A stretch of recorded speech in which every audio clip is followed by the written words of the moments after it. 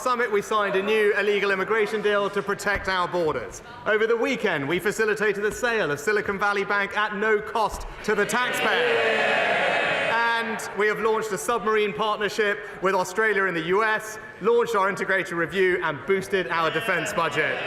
Mr. Speaker, this morning I had meetings with ministerial colleagues and others. In addition to my duties in this House, I shall have further such meetings later today. Jess Phillips. Thank you, Mr. Speaker. I've worked for years with women brought here illegally as sex slaves, raped by 30 men a day. Last week, the Prime Minister tweeted that these victims would be denied access to support from our modern slavery system, a tweet that traffickers will hold up to these women and say, see, no one will help you. Before the Prime Minister parrots his prepared answer about increases in the number of people accessing our modern slavery system, let me educate him and everyone else in this House that the biggest increase in the last 10 years has been from the huge increase in British adults and children trafficked for sex and crime within Britain. Not a number they should be proud of.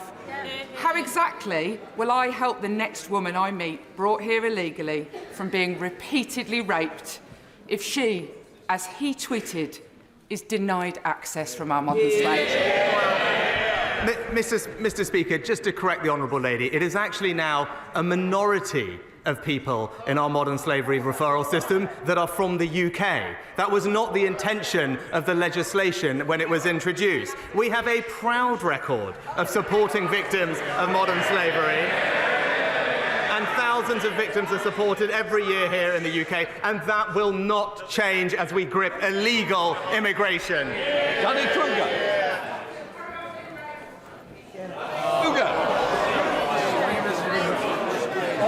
Mr. Speaker, on Monday, the Home Secretary said that in recent decades the immigration to this country has been too high, and all the benches opposite howled their disapproval. They want higher immigration, not lower. Does my one honourable friend agree that what we need to do is, rather than importing cheap foreign labour, we need to invest in the skills of our own young people and encourage businesses to do the same? Well, Mr. Speaker, my honourable friend is right that we do need to encourage long-term investment in the domestic workforce. We'll hear more from this in the Chancellor later this afternoon, but the Department for Work and Pensions is directing support at sectors with labour shortages like construction and social care, and our new skills boot camps are part of a dramatic rebooting of our skills system to support workers to get the skills that they need. We now come to the Leader of the Opposition, Keir Starmer. Thank you, Mr. Speaker. Last summer, the Prime Minister claimed he wanted to protect free speech and put a stop to no platforming. So how concerned was he by last week's campaign by Tory MPs to cancel a broadcaster?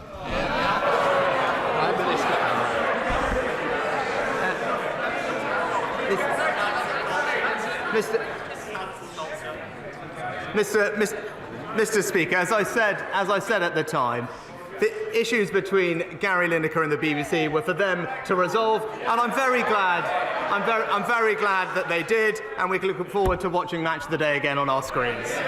Keir Starmer. Mr. Speaker, the sight of them howling with rage over a tweet, signing greening letters in their dozens, desperately trying to cancel a football highlights show. That should have been laughable. Instead, it led to a farcical weekend, with the national broadcast being accused of dancing to the government's tune by its own employees.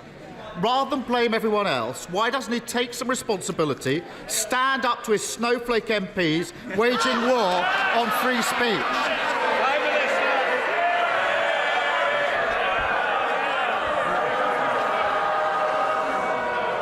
Mr. Speaker, Mr. Speaker, just the usual political opportunism from the leader of the Labour Party. Because I don't know if he noticed. But actually first the Shadow Attorney General and then the Shadow Home Secretary actually criticised the language that had been used in the tweet. But what a surprise. He saw the chance to jump on a political bandwagon and changed his mind. Keir Starmer. So, Mr. Speaker, I'm not being funny. I think our constituents want to get to the budget. The more that you shout, the more you progress questions. So please, my constituents interested if yours aren't. Keir Starmer. Mr. Speaker, they want more of a Prime Minister who doesn't understand. You can disagree with what somebody says, but still defend their right to say it. If he doesn't understand that, we're in a real problem. Does he accept that people's concerns about the BBC have been made worse because the government chose to put a Tory donor with no broadcasting experience in charge of the BBC? Prime Minister. Mr. Speaker, as he well knows, the BBC chairman was appointed before I became Prime Minister. He was appointed. He was appointed. And the same applies to this side. This budget matters to the people of this country. They want to hear it. Don't keep questions going longer than need be. Prime Minister. Mr. Speaker, there was a rigorous, independent and long-established process. That appointment was supported by expert panel members, as well as the cross-party DCMS Select Committee. Now, it's right. That process is being independently reviewed by the Office for Commissioner of Public Appointments, and we should allow that review to conclude. Keir Starmer. Mr. Speaker, the problem is the chair of the BBC isn't just any old Tory donor. He's so close to the Prime Minister. Order. Mr. Fabricant, I want you to be in for the budget. Cup of teas don't want to come that early. Mr. Speaker, he's no ordinary Tory donor. He's so close to the Prime Minister, he's been described as his mentor. He helped arrange an £800,000 credit line for the former Prime Minister, a minor detail he forgot to tell the Select Committee, which scrutinised his appointment. Does the Prime Minister think that his friend's position is still tenable? Prime Minister. Well, Mr. Speaker, as I've just said, the Independent Office for Commissioner of Public Appointments is reviewing what was a rigorous, independent process to appoint the chairman. Instead of prejudging and preempting that review, we should let it conclude and wait for the outcome. That is the right way to do things, and that's what the government will do. Keir Starmer. Mr. Speaker, when people with links to the Tory party somehow find themselves in senior positions at the BBC, it's important that their impartiality is seen to be beyond reproach. So has the Prime Minister received assurances that no one with links to the Tory party was lobbied by Tory MPs or involved in the decision that saw Match of the Day effectively cancelled? Prime Minister. Mr. Speaker, as I said, these are matters. These are matters for the BBC to resolve. And it's right. It's right that the BBC, as an important institution, takes its obligations to impartiality seriously. Right? I care about the integrity and impartiality of our institutions, the BBC, but also the civil service, Mr. Speaker. And it's right that those processes carry on properly. But what I would say to him on this matter, there is an independent review. It's right that that process concludes, and he would, I would hope, respect that process. Keir Starmer. He comes here today with these mealy-mouthed platitudes, pretending the actions of his party are nothing to do with him. But the whole country saw how he kept quiet and hid behind the playground bullies while they tried to drive someone out simply for disagreeing with them. An impartial public broadcaster free of government interference is a crucial pillar in our country. But isn't that put at risk by the cancel culture addicts on his benches, the BBC leadership that caves into their demands, and a Prime Minister too weak to do anything about them? Mr. Speaker, we're not going to take any lectures on cancel culture from the party opposite. But we know what this is about, and he's avoided it in 6 questions. The substance of the issue that this underlied this tweet. And that's what has he done in this past week. The only thing he and his party have done is voted against our bill to stop the boats, Mr. Speaker.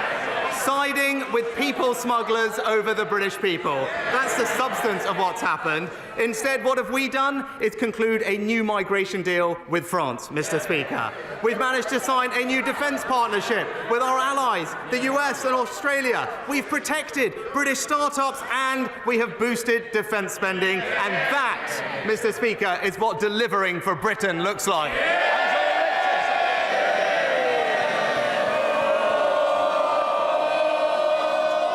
Can I just say to you, the biggest day in the House, and you want to carry on cheering? I'll tell you what, I'll be quiet. Because there is plenty of room, as I've mentioned, in the tea room for all sides. So let me say, Angela Richardson wants to get on with the questions. Angela. Thank you, Mr. Speaker. For decades, Surrey Research Park in Guildford has been home to our pioneering space sector, with Surrey Satellite Technology Limited and now Surrey Space Centre's spacecraft project, which recently received £300,000 to train and recruit dedicated space engineers and create facilities to trial space-related technology. Will my right honourable friend join with me in welcoming this investment? And when his diary allows, will he come and visit Guildford to celebrate successful local innovation and job creation?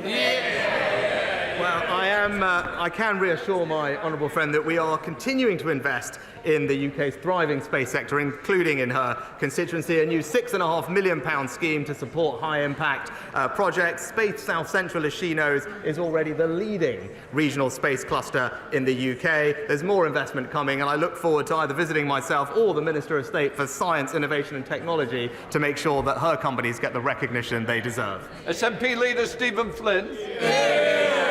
Mr. Speaker, on Monday, as households in Scotland were awakening to freezing temperatures, they were met with the news that the electricity grid had been upgraded in order to meet the power demands of the Prime Minister's new swimming pool.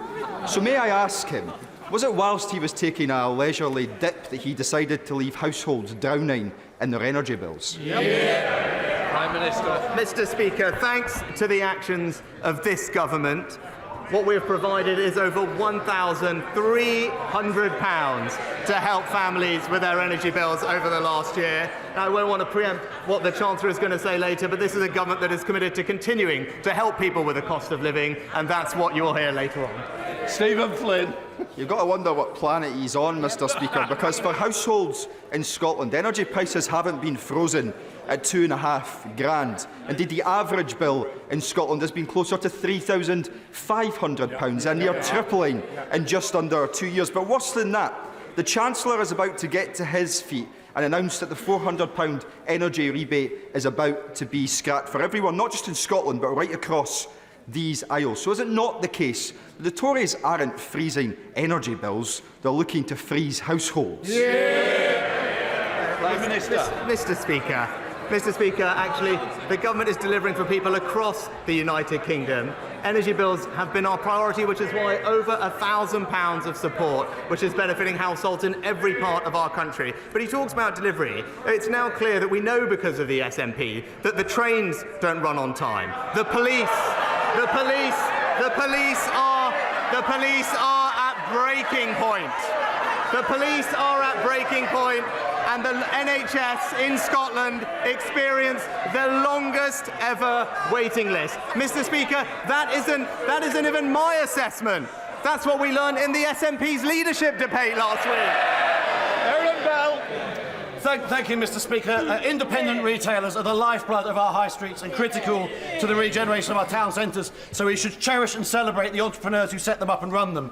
With that in mind, would the Prime Minister join me in congratulating the winners of my recent competition to find Newcastle's best-loved independent shops and market stalls, namely Tony Price Quality Butchers, Mijouli's, Cheeky Cheesecakes, and the overall winner, Anasma Greek Bakery, who only opened in January 2021 and are already expanding to a second site.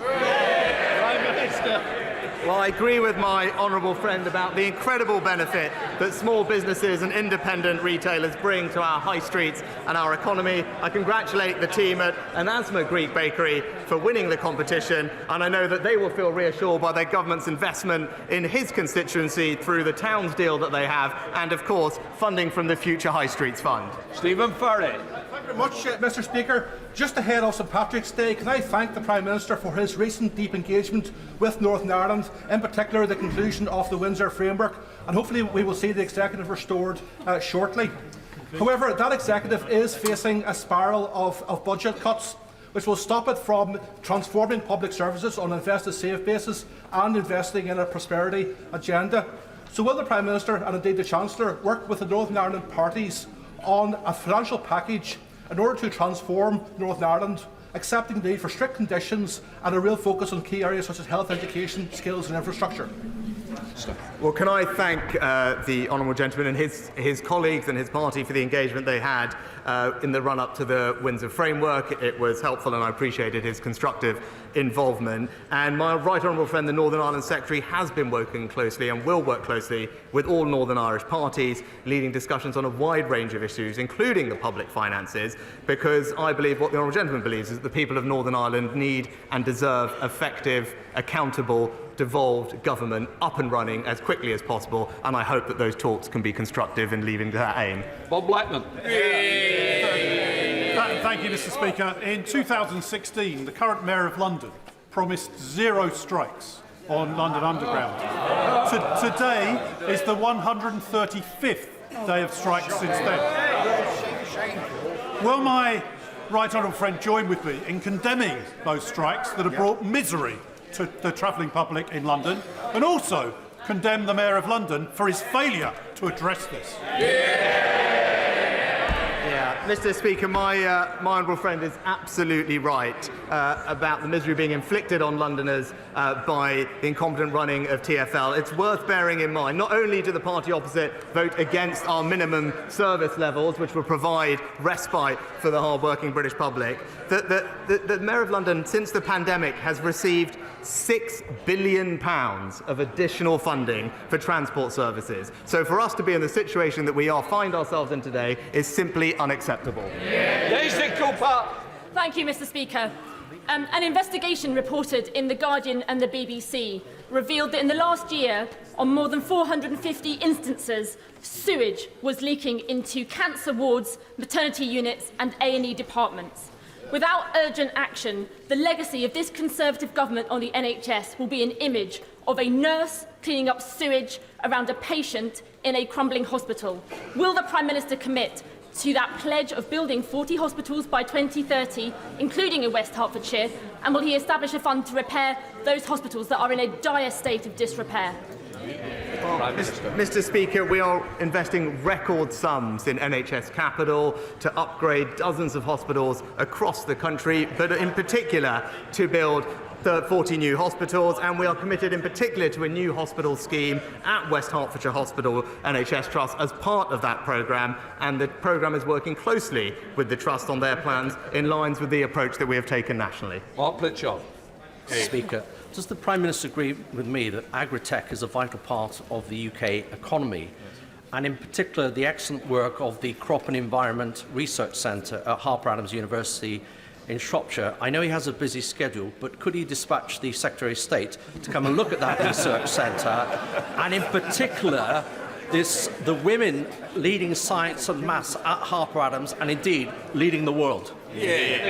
Well, Mr. Speaker, I agree with my honourable friend, and in particular Harper Adams is a fantastic example of the type of innovation and skills provision that we need in our agri-tech sector, and that's why I'm pleased post-Brexit that we can introduce the gene editing bill, Mr. Speaker, which will help drive productivity and efficiency in our agricultural sector even further. Speaker, the government promised the 40 new hospitals 3 years ago, and the Prime Minister's just expressed his intention to proceed again. 2 years ago, in St Mary's Paddington Hospital serving my constituency, a ward ceiling fell in during floods, the eye hospital was closed by a fire, and the birth centre and maternity wards are threatened by structural problems. This week, Trust managers said the infrastructure is having an increasing impact on staff and patients. We just can't afford to continue to waste money on failing buildings. But the hospital River is waiting for the commitment from the government for the funding under the New Hospitals programme. Will today be the day that the Prime Minister commits to that specifically? Mr. Speaker, as I said in my previous answer, the government is committed to the New Hospitals programme. We've committed record sums to NHS Capital, not just for that programme, but for smaller scale upgrades across the country. And those conversations with Her Trust and others are happening in the same way across the country, and I look forward to those conversations continuing. Mr. Speaker, governments at all levels, national and local, should always strive to deliver value for money for the taxpayer, particularly in a cost of living crisis. Therefore, does the Prime Minister share my astonishment that my local Labour-led Westminster Council voted last week to raise council tax by 2%, council tenants' rents by 7%, and increase allowances for its senior councillors by up to a staggering 45%?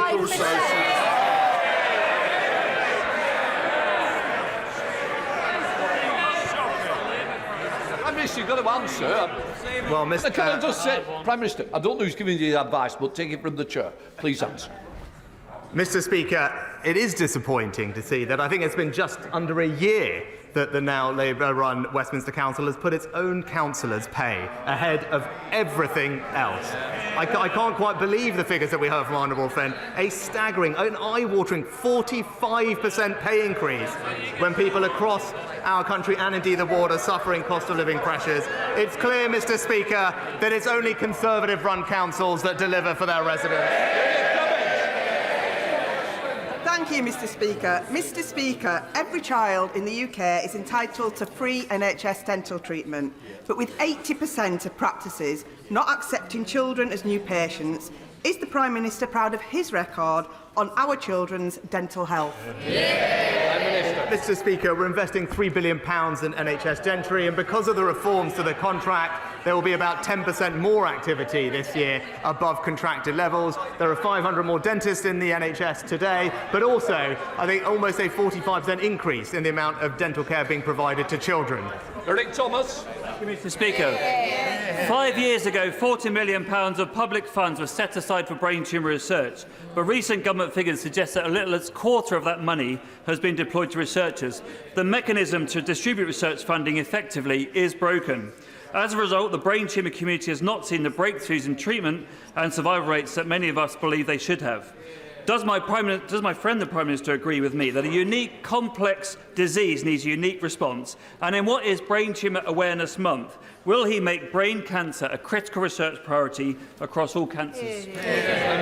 Well, can I thank my honourable friend for his thoughtful and powerful question. He's absolutely right about the importance of medical research being expedited so we can deliver better care for the people who are affected. I'll make sure that he gets a meeting with the relevant minister so we can ensure that that funding gets out to the people who need it and we can bring relief to them as quickly as we can.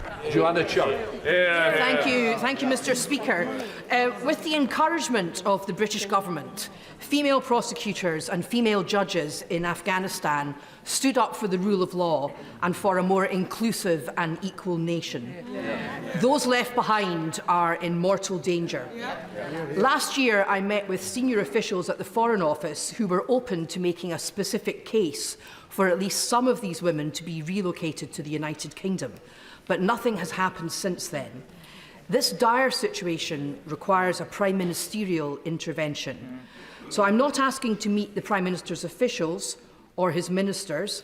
I'm asking him directly, will he meet with me to see what we can do for these women? Prime Minister. I'm very happy to meet with the Honourable Lady, and she will know that we take our obligations to those who helped and served in Afghanistan extremely seriously, both through the ARAP scheme and the ACRS scheme. We have already brought 20,000 refugees from Afghanistan to the UK. We've worked closely with the UNHCR and others on those legal routes, but I'd be happy to meet with her to ensure that we're targeting our compassion, our generosity on the people who most need it and not those who are coming here illegally.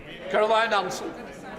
Mr. Speaker, at the height of the pandemic, centre-assessed grades allowed our young people to move forward with their lives.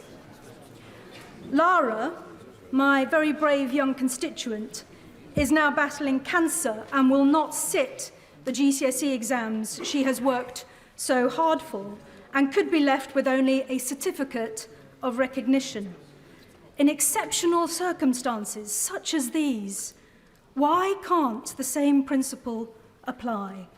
Would my right honourable friend, the Prime Minister, look compassionately at this situation?